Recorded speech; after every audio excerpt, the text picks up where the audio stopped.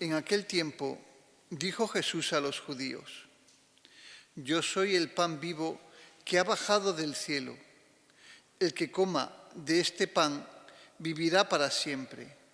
Y el pan que yo daré es mi carne por la vida del mundo.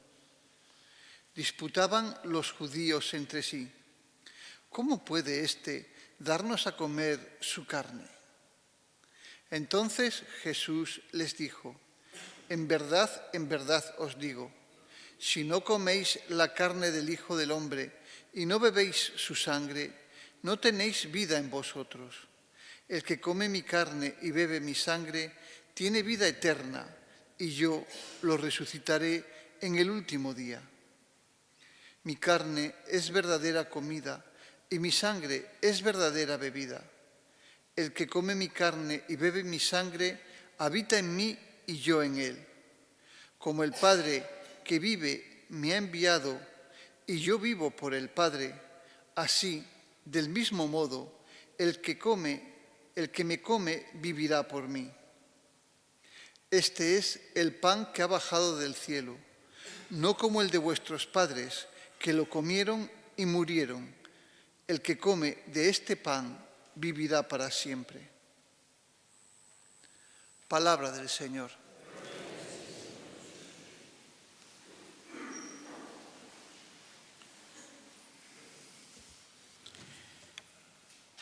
En nuestra vida litúrgica hay dos días, dedicados fundamentalmente a la Eucaristía.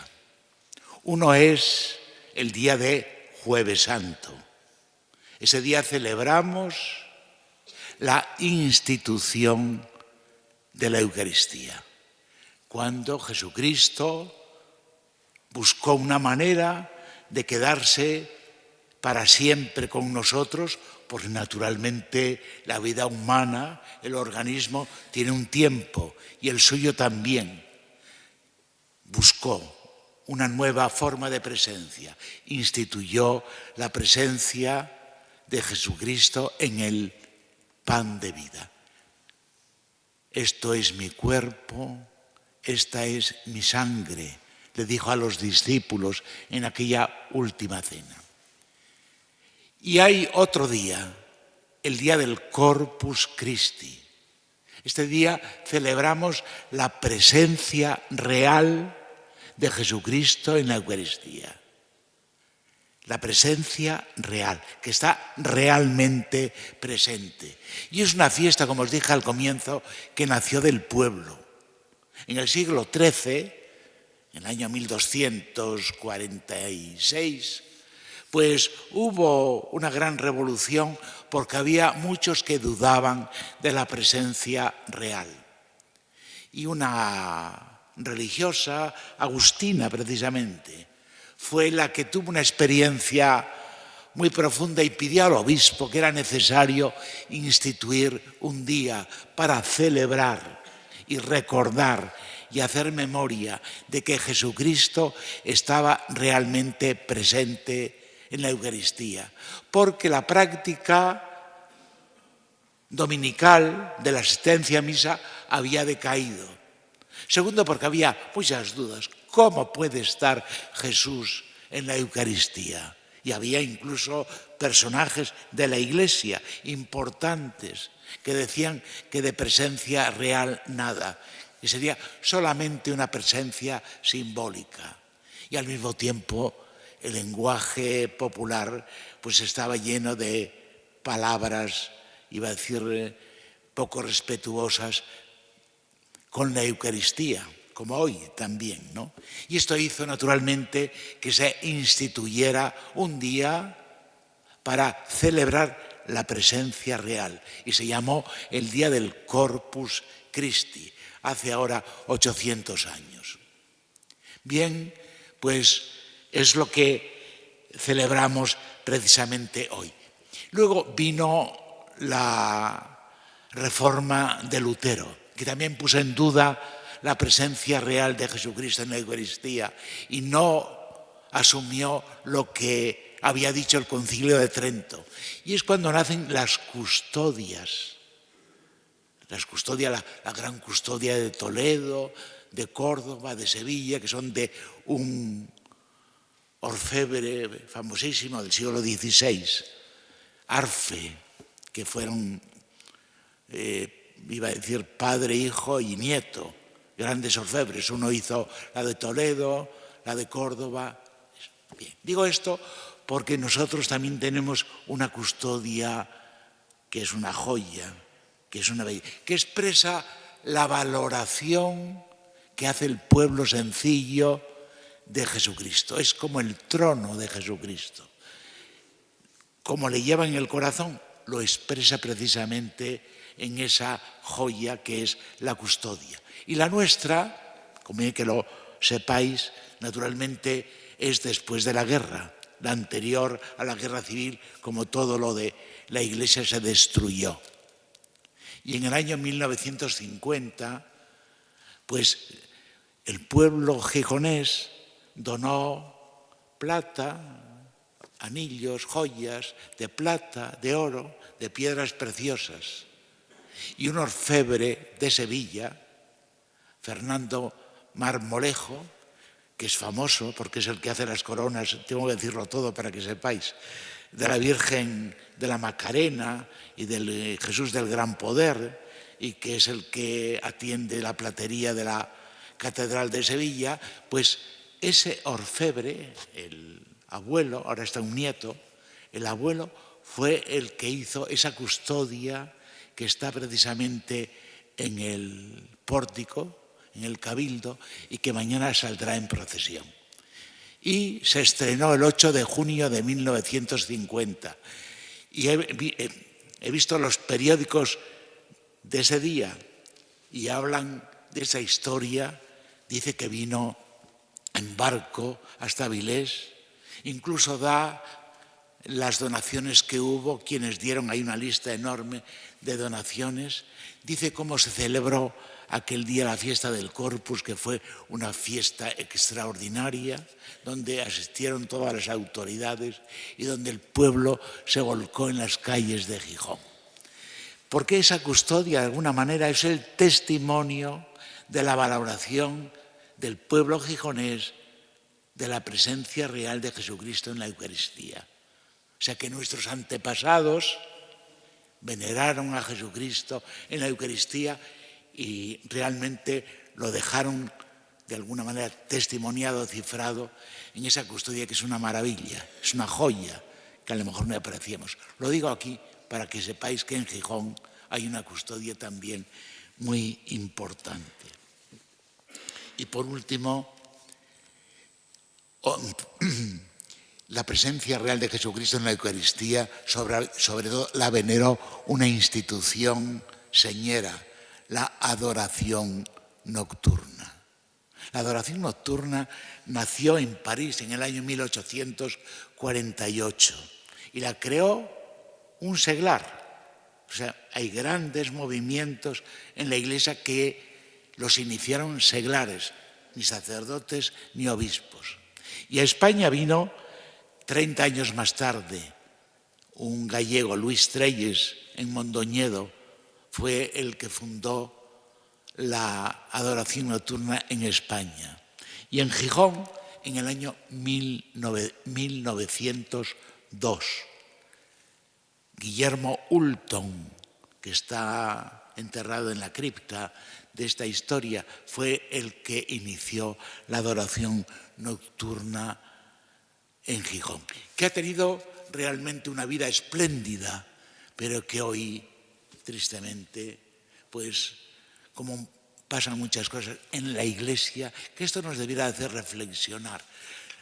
Los movimientos en la Iglesia decaen por falta de fe, de vitalidad, de entusiasmo, de vida, de coraje, de hacer frente a las dificultades del pueblo fiel y de los sacerdotes, si no ponemos también empeño.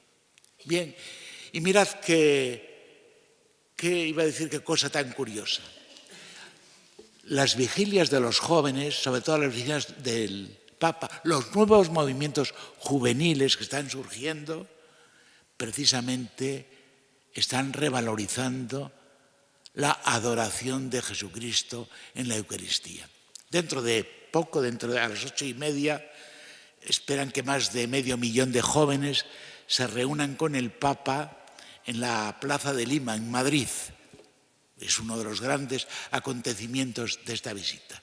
¿Y en qué consiste ese encuentro de los jóvenes españoles? Pero de todos los jóvenes, han ido de Gijón jóvenes, hay varios grupos de jóvenes. Pues, ¿en qué va a consistir?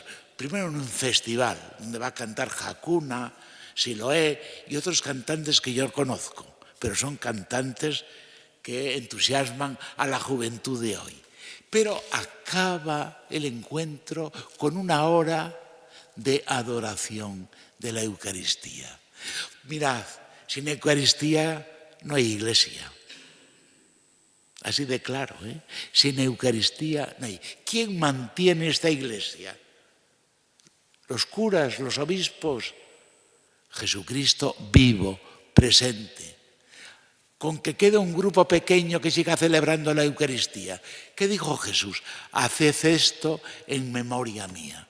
Lo que celebramos aquí es la presencia real de Jesús. Estáis aquí porque Jesucristo se va a hacer presente cuando celebremos la Eucaristía. Si no, ¿qué hacéis aquí? Conviene que esto de alguna manera lo recuperemos otra vez. Mirad las lecturas que acabamos de hacer. Esta palabra, hay 3 reflexiones que os quiero ofrecer, breves. Primera, empieza la primera lectura, que es del Deuteronomio, diciendo, le dice Moisés al pueblo: recuerda todo el camino que el Señor tu Dios te ha hecho recorrer. Y recuerda que te alimentó en el desierto con un maná que no conocían tus padres. Recuerda. Recordar es pasar por el corazón. Sin recuerdo no hay amor. Mirad, hoy anuncia mucho The Memory, ¿lo visteis? Sin memoria nos quedamos vacíos. Si yo perdiera ahora toda la memoria, me preguntaría, ¿quién soy yo y qué hago aquí? ¿No? Pues lo mismo pasa con la fe. Si perdemos la memoria de Jesucristo, si Jesucristo no le recordamos, entonces no hay fe. Sin recuerdo, sin memoria, no hay amor. Qué importante es lo de la memoria, y voy a la vida civil, la ley de la memoria histórica. Si se cambia la memoria, se cambia la vida. Si perdemos la memoria de lo que pasó y la sustituimos por otra, la historia no es la misma. Y nosotros no somos los mismos.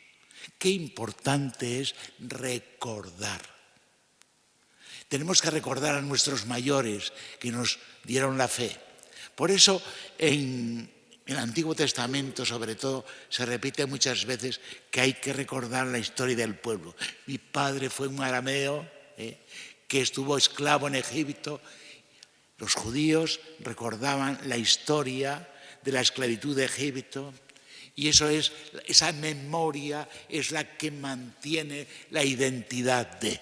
Pues nosotros igual, la identidad como cristianos la mantenemos recordando a Jesucristo.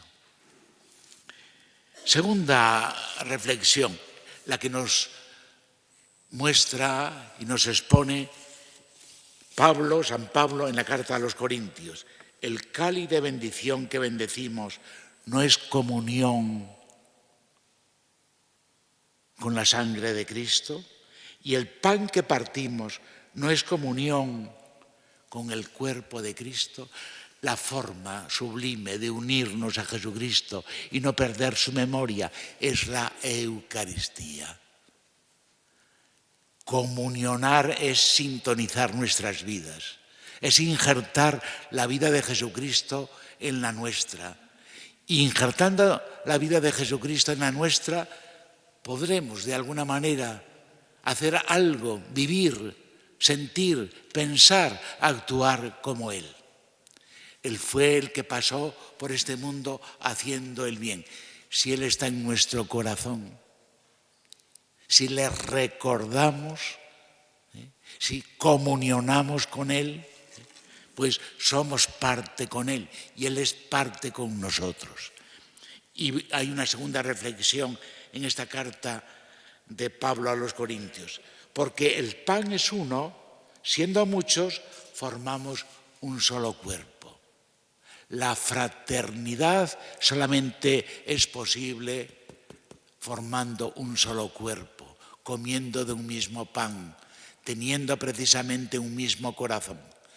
Las divisiones que estamos viendo, los enfrentamientos, las violencias, es porque cada uno va de una manera distinta, ¿no? Cada uno piensa, tiene una ideología y es el enfrentamiento.